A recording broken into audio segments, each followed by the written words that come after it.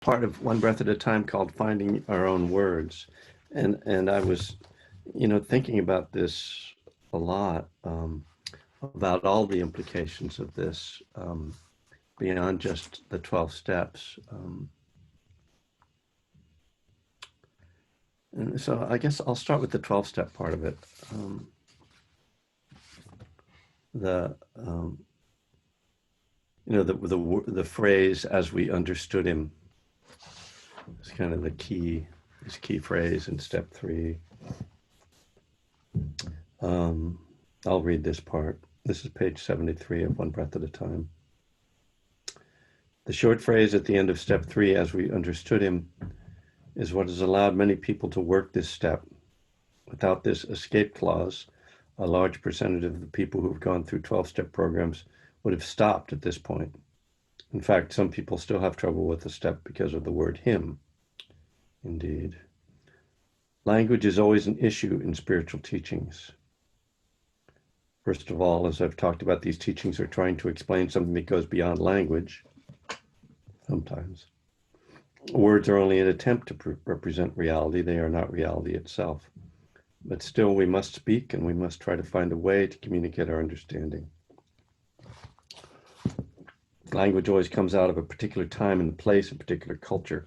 Inevitably, it becomes dated. How do we respond to that? One way is to preserve and study the original text, as is done with Shakespeare and Chaucer. Both the Buddhist and 12-step literature have been preserved in this way. Another response, not an alternative, but an additional one, is to recast the language. In Buddhist history, this has been done in commentaries. Each generation has its own voice that expresses its understanding of the teachings. Finding our own language, I'm dropping to the bottom, finding our own language for the steps is a useful exercise as long as we don't forget the original intent. We have to be careful that we are only translating, not rewriting the meaning to let ourselves off the hook of doing the difficult work of transformation. I take it my audio is okay because I didn't plug in a mic. I'm just working off the Apple mic. So, there's a few things I was going to talk about. And obviously it seems like, I spend more time than I care to talking about the word God. So I kind of, if you'll forgive me, I won't get too into that particular word.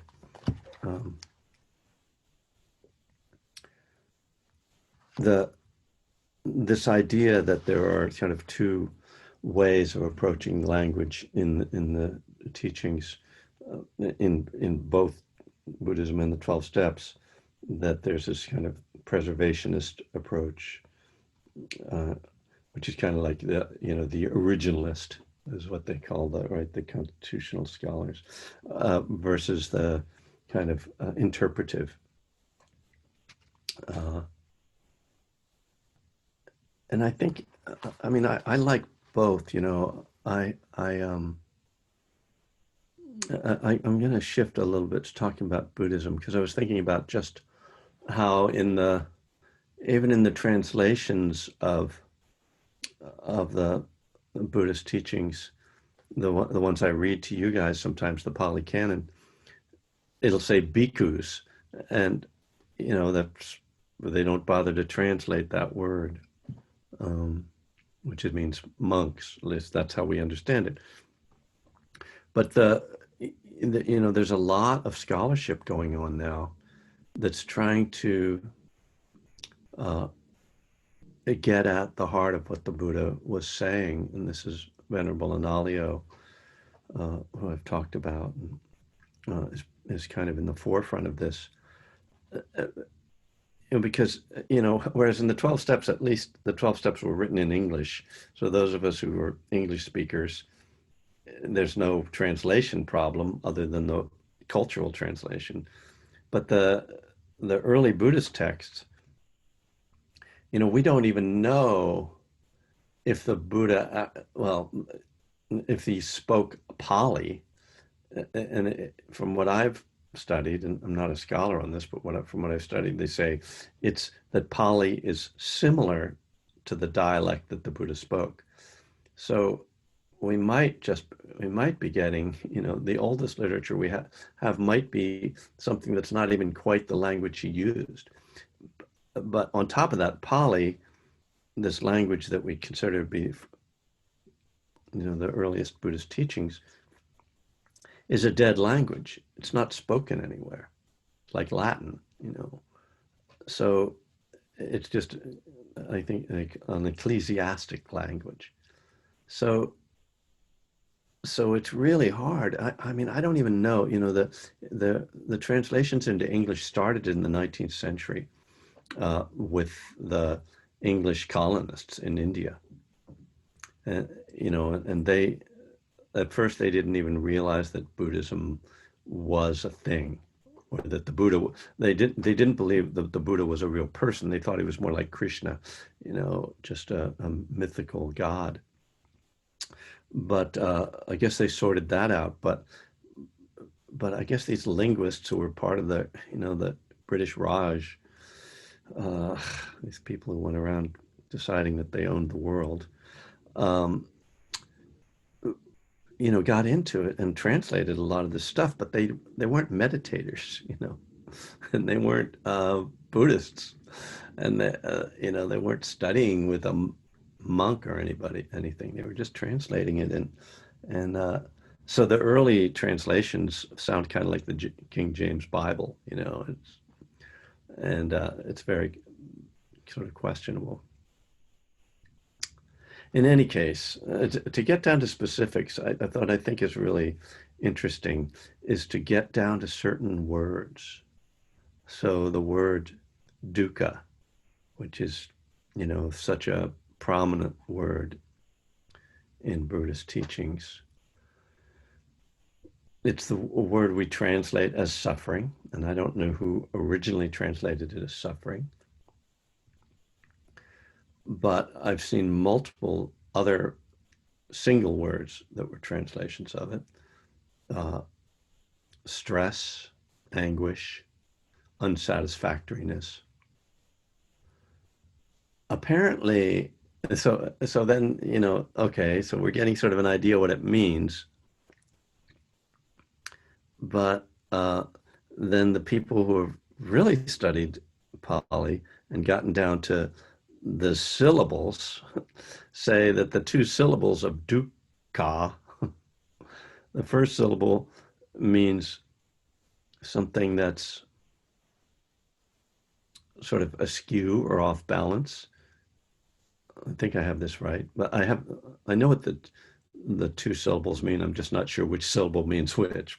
So in any case, dukkha refers to an axle that's out of true, that's kind of,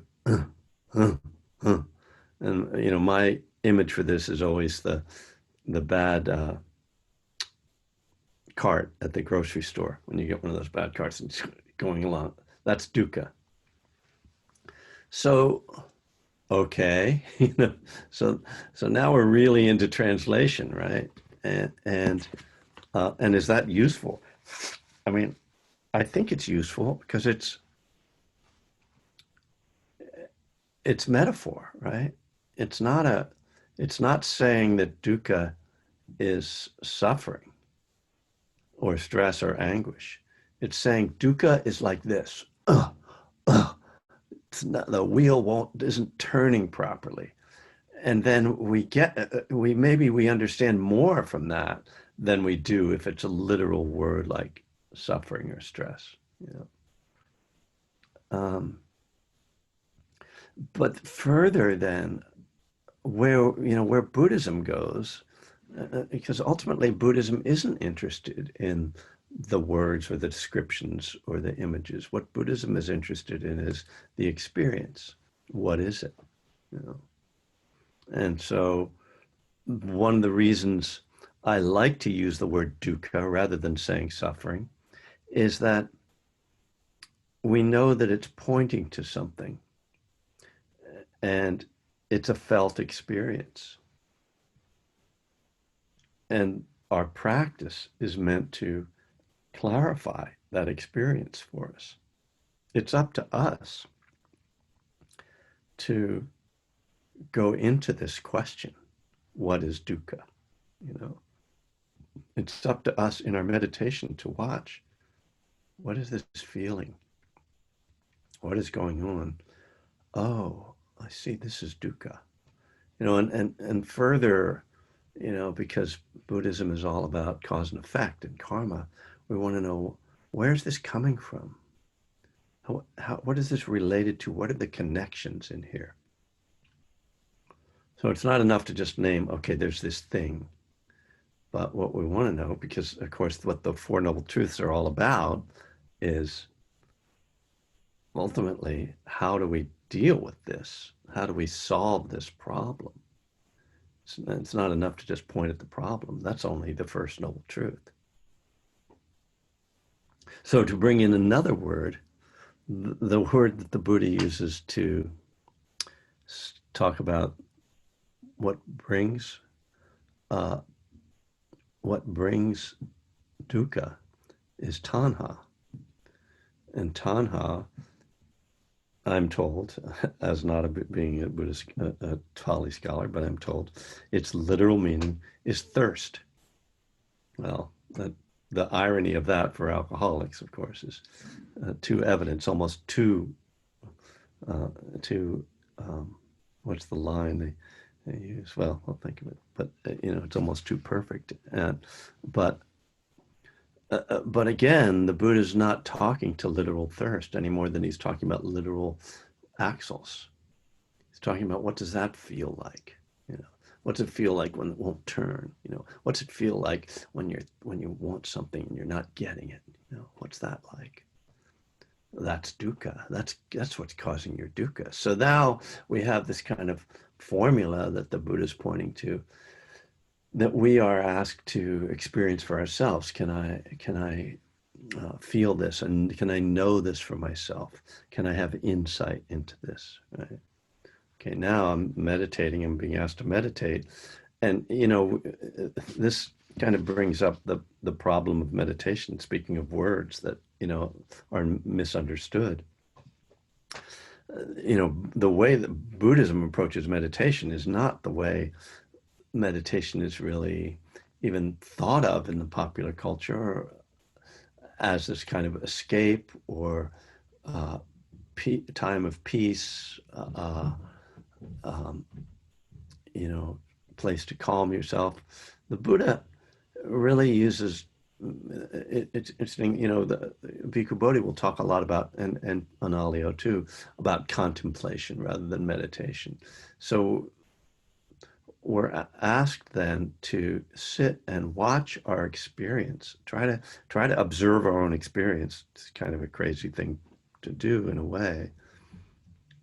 I mean, it's not crazy, but I just mean it's sort of, it's a strange thing that humans are able to do, that we don't get the impression that other beings are able to do, is to watch their experience. So sit down, watch what happens when, for instance, your mind wanders. You know, well, how can I watch what happens when my mind's wandering? My mind is wandering. Okay. So watch, as soon as you notice your mind is wandering, watch what's happening. Okay. What's happening? Oh, it's kind of like this. It's like kind of like it's not quite comfortable. It's sort of, what do you call that? We call that dukkha. Oh, okay. My mind is wandering. So you're saying that my mind wandering causes dukkha? Well, not quite. Notice what's the quality in your mind when it's wandering? Let's see. I'm kind of wishing things were different from the way they are, or I'm wanting, you know, I'm pissed off, or I'm, you know, I'm dreaming about the sports car I want to buy, whatever, you know. Oh, okay, well, we call that tanha. That's called thirst. You're wanting it to be different. And that's what's making it feel uncomfortable. So now you've had insight. Here's another word, right? In English, my understanding of the word insight is I figured something out. it's, in other words, it was a thought. That's kind of how we talk about insight. But we use it in the Buddhist world as a translation of the word vipassana, which literally means to see clearly. Sort of the same, but so therein kind of lies the difference. Insight and to see clearly, they sound like they could be talking about the same thing, but again, maybe this is just my own confusion, but when I started to do insight meditation, I kept waiting for this thought to come, what I thought was going to be this kind of realization that was like an idea, some kind of, flashing lights that were going to tell me that I was enlightened or whatever, I'd had some insight. What I noticed after a while was that my moments of feeling like I understood something would usually come when I was reading some Dharma book, typically Joseph Goldstein or Jack Kornfield, because those were the books that were available back then. I would be reading something and they would be describing an experience, and it was familiar to me. And their description of it clarified something for me. And in that, I realized, oh, yeah, I understand that. So what was happening was that I had had the experience, but I hadn't had the understanding of the experience. This is something the Buddha kind of separates when he talks about these stages of awakening. And we're usually they're usually described as these sort of moments of enlightenment. But I think, my experience is that these happen all along the way. And that I had done a lot of meditation and I'd had a lot of experiences, but I hadn't had the clarity to understand the things that I was experiencing. But when someone described it and explained it to me, I realized, oh, I already know that. I just didn't know I knew it. So that's what the Buddha calls, it'll come to me. There's the vision and knowledge, right? Is the two phrases, vision and knowledge. So the way I understand that is the vision is you were there, you were breathing, you noticed your mind wandering, you noticed the agitation, you realized, oh, wow, I want to let go of that thought and come back to my breath because that grasping in my mind is causing me agitation. And so I come back and I feel a relief. So that's the vision of it. But then the knowledge was somebody saying, oh, what's happening is dukkha is arising because of tanha. What's happening is that you're having this anxious or stressful experience because of the type of thoughts you're having. And that's suffering and the cause of suffering. And when you come back and let go, that's the end of suffering. So you're experiencing the Four Noble Truths. And so you're actually having insight into the Four Noble Truths. And this is something I've sort of taken to teaching very directly now. Because it took me quite a while to realize that it could be summed up in simpler terms than I realized. That in the simple experience of meditating, that the whole of the Four Noble Truths are contained in that when you're sitting and you're paying attention and you notice your mind has wandered and you notice that you're uncomfortable. And that's the key thing. It's not enough to just notice that your mind has wandered, but to notice, how does that feel when my mind wanders? When I notice that's being aware of dukkha. And if I notice what that type of wandering is, I realize that's tanha. It's a kind of desire. Now, desire takes both a positive and a negative form, right? There's a desire to get something and there's a desire to get rid of something. So, desire can be, I wish that bird would stop squawking outside my window. It can be aversion. Just as well as it can be, I wish that I would get a raise at work, or that person would love me, and of course it takes all those forms as well. It can be from the most subtle to the most gross. I was, I guess, going through the same explanation of this idea of seeing how we have the Four Noble Truths, that it's all there in the meditation experience, the suffering, the experience of it, the awareness of what's causing it, and then the realization that when I let go of that cause, that thought, that when I come back, that it ends. That's the third noble truth. And the fourth noble truth is the path, right? Well, the way I got to have that experience is because I was following the path of mindfulness, the path, the path of intention, the path of right view. That's what brings about that, which is interesting that that's the fourth noble truth. But in a way, you can't really have insight into the first three noble truths if you aren't following the fourth noble truth. The Four Noble Truths aren't linear, they're interwoven and interrelated. So this, the topic was language, but this kind of key thing is that the language is just playing a certain role in the whole process, right? The language is important. I mean, the language is important for me, as I've described, to have the insight that I wouldn't have the knowledge. I might have had the vision, but I wouldn't have the knowledge without someone sort of showing it to me. But if I read that book without having had the meditation experience, it would just be another thing to put by my nightstand. Be like, oh yeah, I get that. But the spirit of Buddhist practice is that if we keep watching this process and seeing what happens, it will motivate us to let go. It's one thing to read that says, oh, craving, it causes suffering. I really should stop all that craving, I should let go.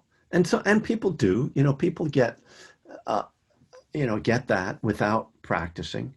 But the visceral experience, this is, I think, what the training is meant to do. It's meant to really just infuse ourselves with this visceral experience of, right, that hurts. And notice when I'm creating suffering for myself, moment by moment, so that I just don't do it as much, chip away at it little by little and become less and less caught in that cycle. And that's what our training is.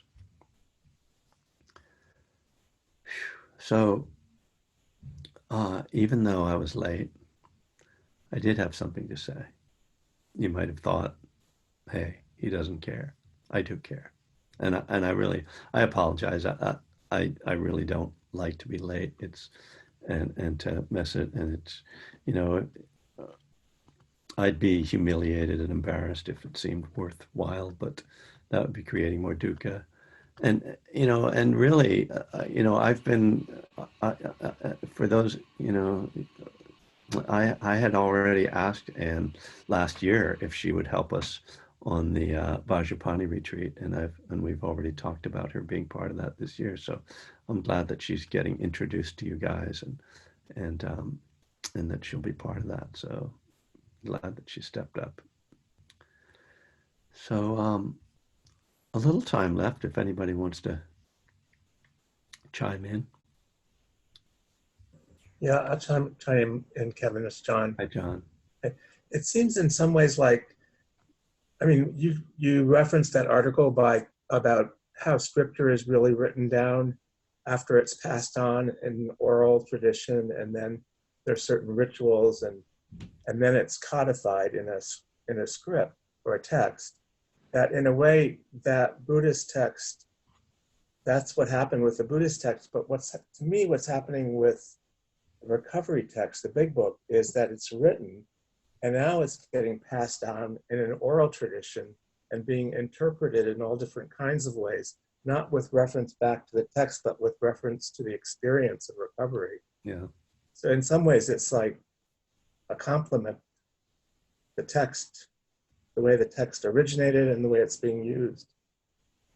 I mean, you're saying still Buddhism is an experience. It's not a written form, but it is being interpreted because, I don't know, that's just a thought. No, I agree with what you're saying, and because I think that most of us have had the experience that a lot of the most helpful wisdom we've gotten is just the oral tradition in the 12-step world. It's another one of those things that's kind of a secret in a way. I mean, people know one day at a time or whatever, but there's so many sayings and not only sayings, but kind of understandings that get passed on that are really valuable. And you're right, there's this beautiful oral tradition. I think somebody did a book with taking all the things that get put up on the walls, that think, think, think, and easy does it. Somebody did a book with all those. It might have been the guy who does in the rooms, if you know that guy. But yeah, thank you. And that's what keeps it alive, right? I mean, that's what keeps Buddhism alive too, is that it's not, and that's what I say. I mean, I think both are important. Like the original texts are really important, and the living tradition is important. I don't want to overvalue either one.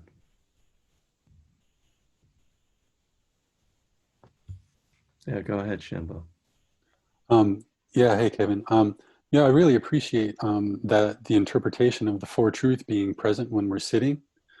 Can we say that with the five precepts as we're kind of going about our day? Because there's that mindful eye of action of speech, and can we kind of use that interpretation for precepts as well? Well, I mean, my immediate thought, and I don't know if this is right, but the precepts are more about action. The right speech, in terms of mindfulness of right speech, is more right speech is in the Eightfold Path. So it's sort of, I would see that as more, being mindful of your speech is more a part of the Eightfold Path rather than the precept. The precept on speech is more like a rule about don't say these kind of things, and don't lie. It's more rule oriented, behavior oriented rather than being mindful. However, you can absolutely bring mindfulness to your behavior, and it's the way I've understood it is that mindfulness protects us from breaking the precepts, rather than the other way around, rather than sort of, I have the precepts and they remind me to be mindful or something. I don't know if that makes any sense. What, can you say a little bit more about how you were thinking of it? Well, just how the four truths are present when we're meditating, Yeah. and the precepts are more, as you said, like action oriented. Yeah. So as we go about our day, we're mindful of the precepts. Yeah. Just like we're mindful of the truths as we're sitting. Yeah. So yeah, it's like more action oriented for sure. Yeah. Yeah. But they do act as really more, they definitely have a role in our mindfulness practice and in our insight practice. Because when you just sort of take this precept, or even look at the world through the lens of the precepts, then you kind of see the world differently. You see all the killing that happens in the world. You see all the stealing that happens in the world, or and this is like engaged Buddhism starts to look at things like exploiting resources is breaking the second precept. What are the implications of the third precept? What is sexual misconduct, and that brings us really opportunities to really reflect on the deeper meaning, and that's where I think the precepts are incredibly valuable, because they challenge us. It's one of the beautiful things about the way Buddhists approach the precepts, which is not as, oh, here are the rules. You can do this, but you can't do that. It's more like so that rather than kind of taking a narrow interpretation, you know, Buddhists try to take the broadest interpretation of the precepts. What are the broadest implications of this? And you know, and which is one of the reasons why Buddhists get engaged in social justice, right? Because it's not just a personal practice.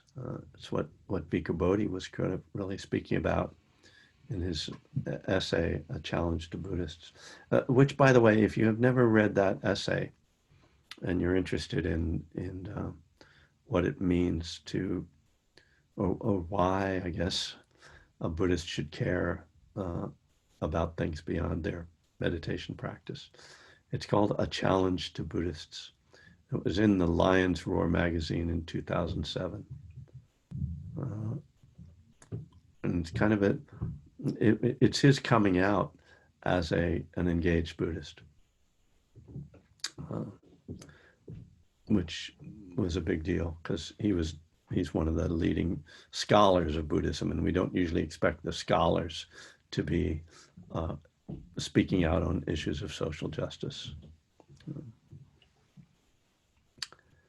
Well, I thank you all. And again, Anne, thank you.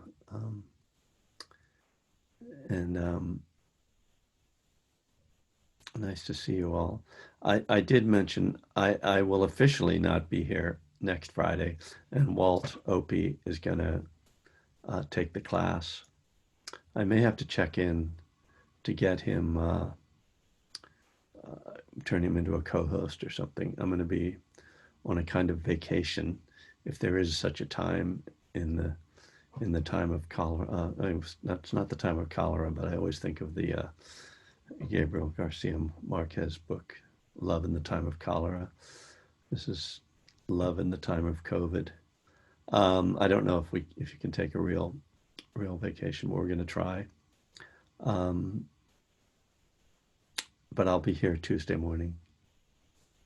I promise not to probably forget. I probably promise. What do you say? That I don't get in trouble. Because, you know, you never know. I'm getting old. That's why I need new people to take over. All right, you guys. Stay safe. Wear your masks. We should have like a, you know, breathe no evil. See no evil, hear no evil, breathe no evil. Okay. Thanks. Thanks, Kevin. Thank you, Anne. Thank you, Kevin. Thank you, Anne. Thank you, Anne. Thank you. Thank you. Thank you. Thank you, Kevin. Thanks. See you all. I like the goodbyes. It's my favorite time. Thank you, Kevin. Okay. Have a great trip. Thanks. I'll see you on Tuesday, though. Oh, right. Okay. Right. Can't get rid of me that fast. Yeah. Thank you, Kevin. Thank you. Bye, everybody. Thank you, Anne.